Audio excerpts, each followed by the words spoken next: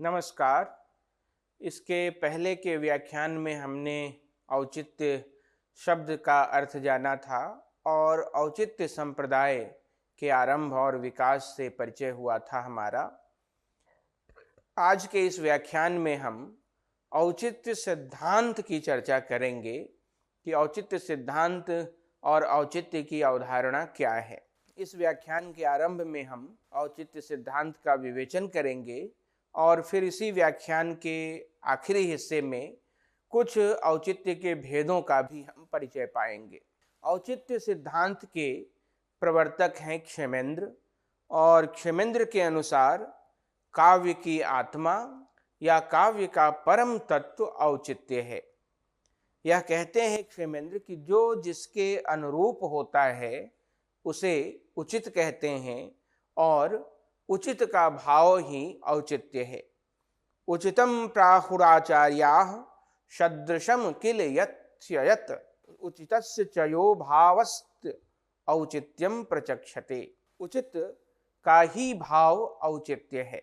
यह कहना है क्षेमेंद्र का कि काव्य के सभी तत्वों का औचित्यपूर्ण विधान ही उसके चमत्कार या सौंदर्य अभिव्यक्ति का साधन है। अनौचित्यपूर्ण निबंधन न केवल काव्य को दूषित करता है, काव्य में दोष उत्पन्न करता है, बल्कि कवि को भी हास्यास्पद बना देता है। मुनिचंद्र के अनुसार औचित्य के बिना, औचित्य के अभाव में एक गुण दो गुणों की नहीं, यदि गुणों का समूह भी है तो भी वह व्यर्थ हो जाता है।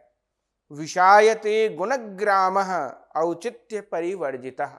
यह स्पष्ट कहना है मुनिचंद्र का कि गुणों का समूह भी औचित्य के अभाव में व्यर्थ सिद्ध हो जाता है।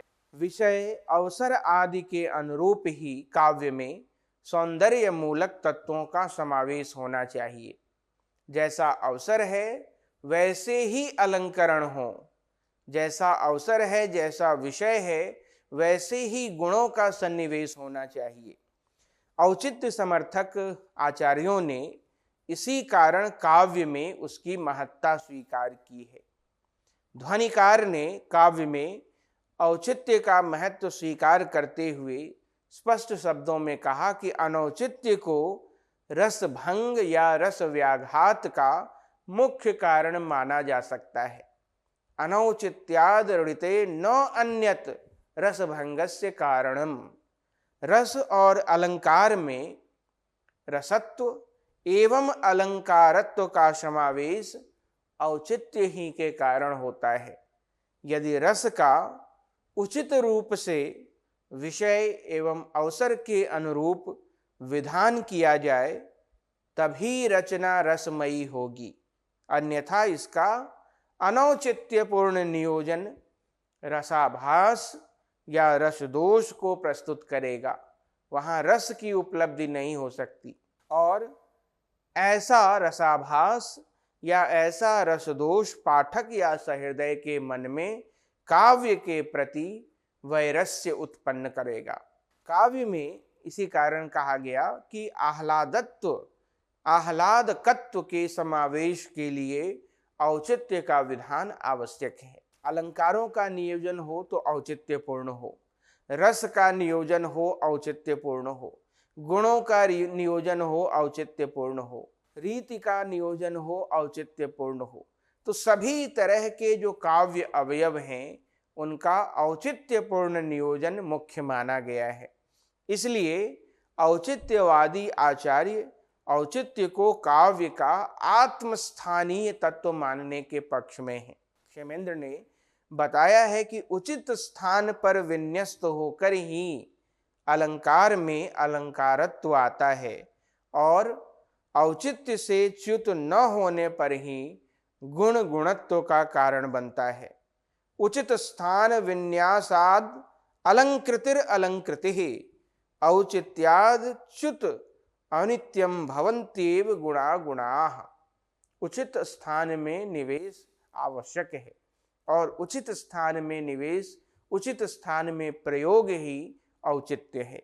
लोक में भी हमारे चारों तरफ की का जो लौकिक जगत है उसमें भी औचित्य का महत्व दिखलाई पड़ता है। इसके पहले के व्याख्यान में हमने देखा था उदाहरण के साथ कि किस तरह से कला की दुनिया में भी औचित्य का महत्व दिखाई पड़ता है। और लौकिक अलंकार स्वयं में कितना भी सुंदर हो, पर यदि वह रमणी का सौंदर्य नहीं बढ़ा पा रहा है तो उसका कुछ भी मूल्य नहीं है।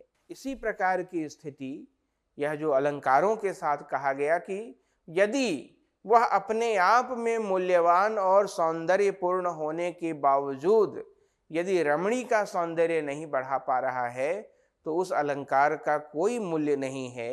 इसी तरह से रस, अलंकार, गुण आदि की भी स्थिति काव्य में मानी गई है। यदि उनका उपयुक्त विधान किया जाएगा तभी वे शोभादायक होंगे, अन्यथा उनका मूल्य नष्ट हो जाएगा। भरत की अनुरूपता ही औचित्य का समानार्थी है। लोक में जिसकी मान्यता है, जो सिद्ध है, उसमें ही प्रामाणिकता है, वही उसकी प्रामाणिकता है। लोक प्रमाण ही भरत के अनुसार अनुरूपता है। नाट्य प्रयोग में लोक को ही इसी कारण भरत ने प्रमाण माना है। आखिरी कसौटी वह लोक व्यवहार को मानते हैं। इससे यह प्रत्यक्ष होता है कि भरत लोक धर्म को ही औचित्य या अनौचित्य का नियामक तत्व मानते हैं। औचित्य अनुरूपता का वाचक है जो काव्य के विविध तत्वों में समाविष्ट होकर उसमें संतुलन एवं संगति लाता है। यह जो औचित्य तत्व है भारतीय काव्यशास्त्र, भारतीय आलोचना शास्त्र का व्यावहारिक काव्य तत्व है, जिसकी न केवल साहित्य में बल्कि जीवन में भी आवश्यकता दिखाई पड़ती है। यह सर्वाधिक गतिशील काव्य तत्व है, क्योंकि जो लोक व्यवहार में उचित और अनुचित मानने की धारणा है वह लोक के परिवर्तन के साथ साथ परिवर्तनशील भी है। समय गतिशील है और उस समय के साथ ही हमारे समाज की धारणा भी बनती, बिगड़ती, बढ़ती, घटती रहती है। इस अनुरूप में समाज किसी समय किसी चीज को यदि उचित मानता है तो कोई आवश्यक नहीं कि उससे पहले या उसके बाद के समय में भी उसे वह उचित ही माने। हम अपने लौकिक व्यवहारिक जीवन में भी ऐसा ही देखते हैं। इसलिए यह जो औचित्य संप्रदाय और औचित्य सिद्धांत है, यह भारतीय काव्यशास्त्र के सभी काव्य सिद्धांतों की तुलना में अधिक गतिशील और अधिक व्यावहारिक काव्य सिद्धांत माना गया है।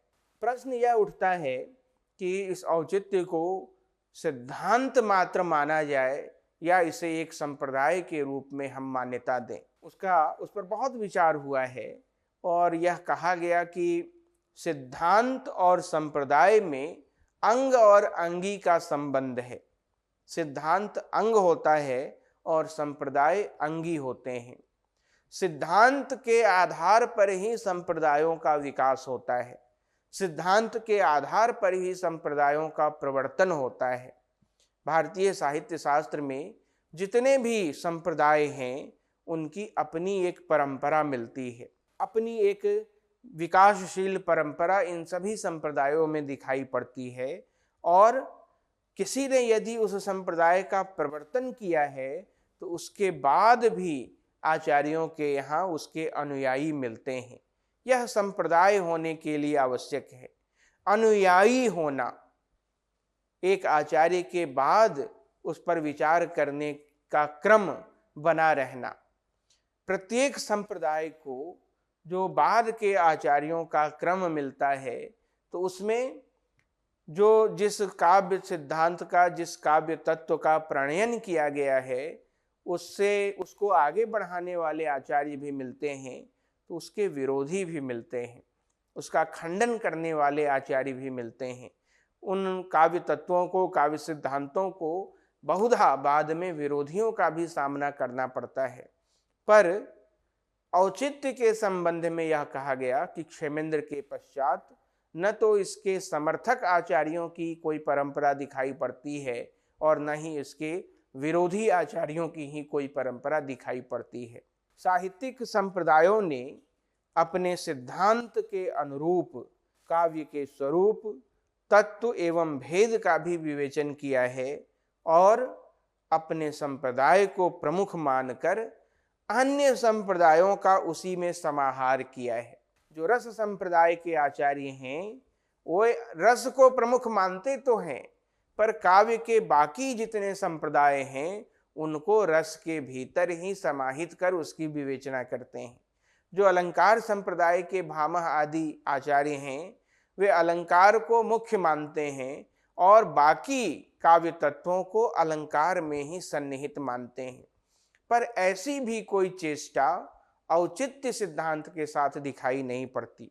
इस दृष्टि से विचार करने पर भी औचित्य संप्रदाय सिद्ध न होकर सिद्धांत ही मालूम होता है, क्योंकि उसकी कोई पूर्ववर्ती परंपरा भी नहीं है और न ही क्षेमेंद्र के बाद किसी आचार्य ने ही इसका समर्थन या विरोध किया है। औचित्य सिद्धांत का अभी मैंने बताया कि विरोध भी नहीं हुआ है और न इसके अनुसार काव्य के स्वरूप, भेद एवं अन्य अंगों का निरूपण ही किया गया है। तो इस तर्क से भी औचित्य को सिद्धांत ही माना जा सकता है, संप्रदाय नहीं। स्वयं क्षेमेंद्र ने भी इसका संकेत किया है और अपने इस काव्य सिद्धांत की दुर्बलता भी वह समझते थे जब वह कहते हैं औचित्यम रस सिद्धस्य स्थिरम काव्यस्य जीवितम। तो उन्होंने भी यही माना कि औचित्य से, औचित्यपूर्ण सन्निवेश से रस में स्थिरता आती है। तो मुख्य तो रस हुआ, तो अपने इस दुर्बलता को वह भी जानते थे, इसलिए रस को उन्होंने औचित्य का जीवित माना था और औचित्य को रस जीवित भूत काव्य का प्राण कहा था। औचित्य के कुछ भेद भी बताए गए हैं और इन भेदों का परिसर बहुत विस्तृत है। संस्कृत आलोचना का सबसे अधिक व्यापक तत्व इस आधार पर यदि किसी को माना जा सकता है तो वह औचित्य ठहरता है। औचित्य का साम्राज्य बड़ा ही व्यापक, विस्तृत और विशाल है। औचित्य संप्रदाय के प्रवर्तक आचार्य क्षेमेंद्र ने औचित्य के 27 भेदों का विवेचन किया है, वर्णन किया है।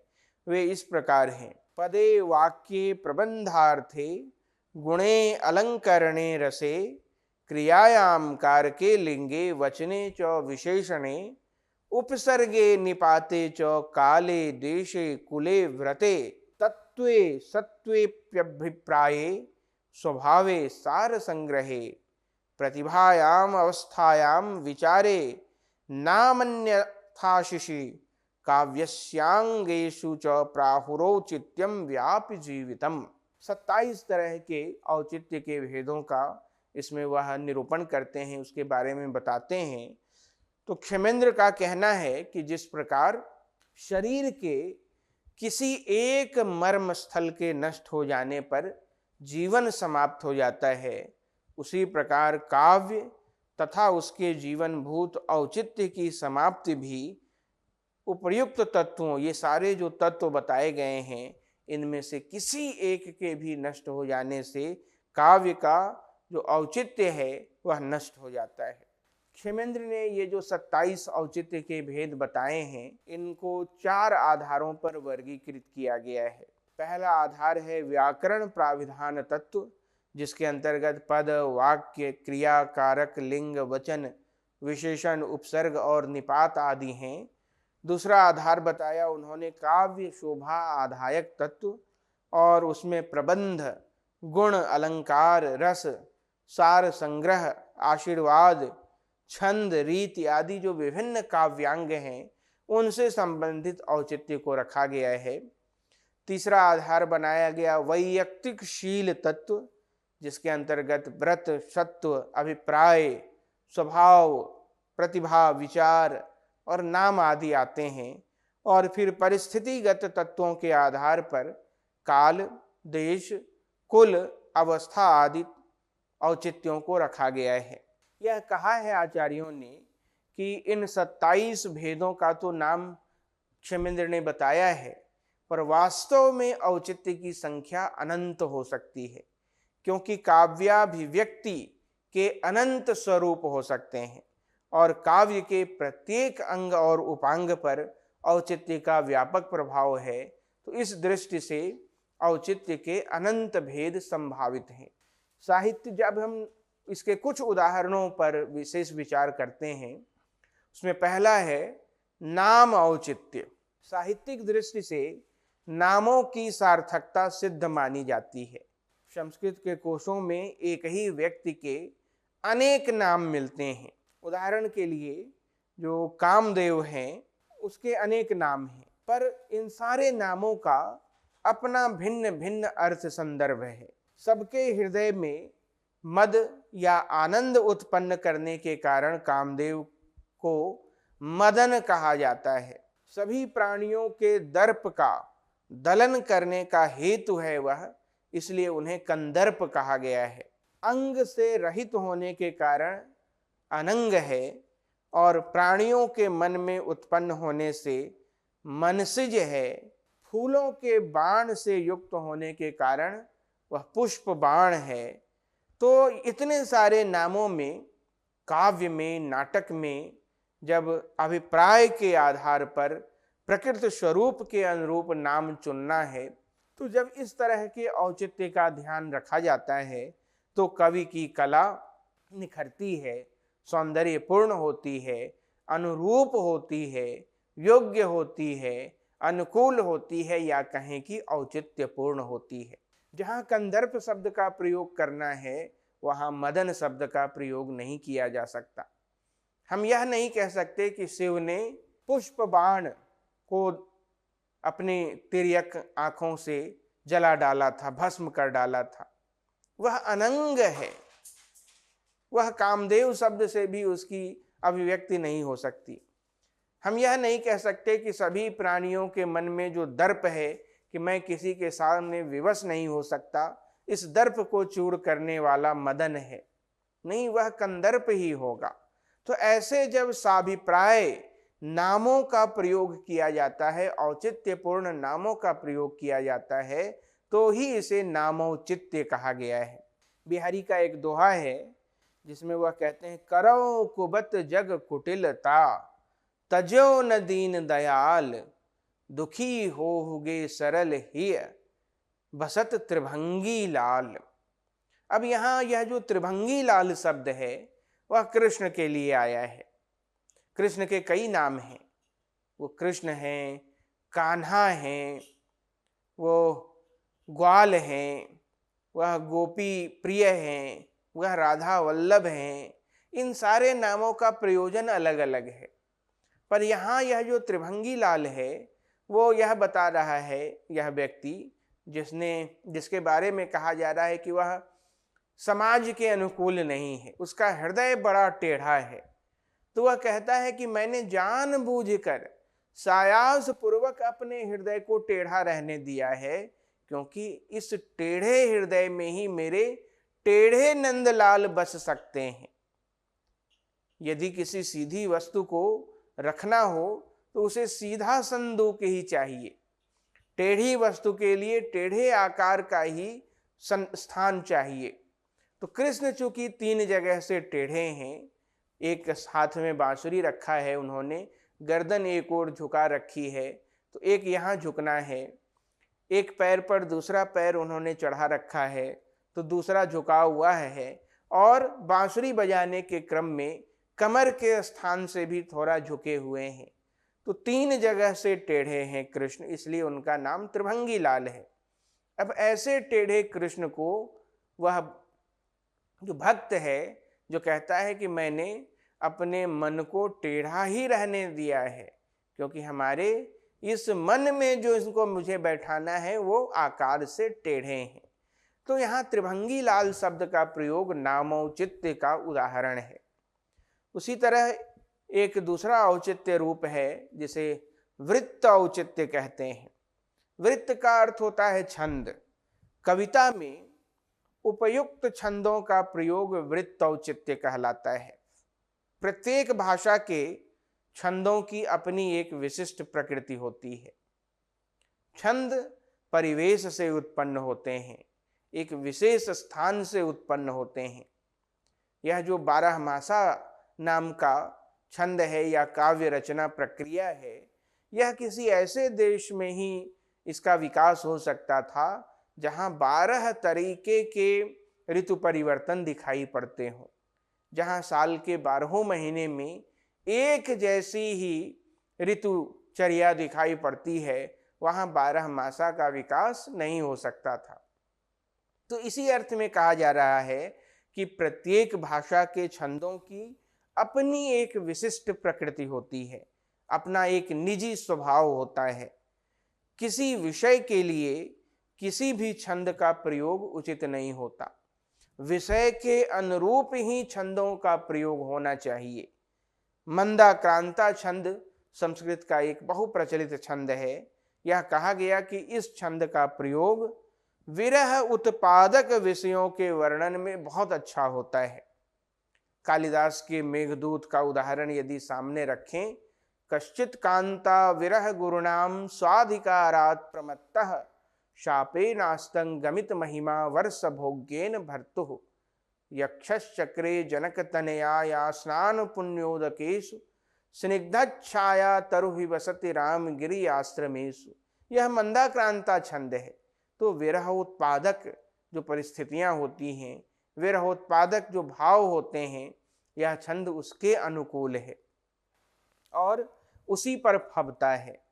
जो सवैया है, हिंदी का बहुत लोकप्रिय छंद है, उसका प्रयोग हृदय के कमनीय भावों की व्यंजना के अनुकूल माना गया है। घनानंद के सवैये प्रमुख हैं, बहुत मधुर बन पड़े हैं। एक उदाहरण है, पहले अपनाय सुजान स्नेह सौ क्यों फिर नेह कै तोरियो जो निर्धार आधार वैधार मझार दई गई बाही न बोरियो जू घन आनंद अपने चातिक कौ गुण बांध ले मोह न छोरिय जू रस प्याय के ज्याय बढ़ाई के आस विसास में क्यों विष घोरिए जू। यह सवैया है। तो यह जो कमनीय भाव है मन के, उसके अनुकूल यह छंद है। इसे आप जो वीर रस के अनुकूल छंद बताए गए हैं उसमें नहीं रच सकते। तो इस तरह से जब छंदों के औचित्य, छंदों के उचित सन्निवेश का ध्यान रखा जाता है तो उसे वृत्त औचित्य कहते हैं।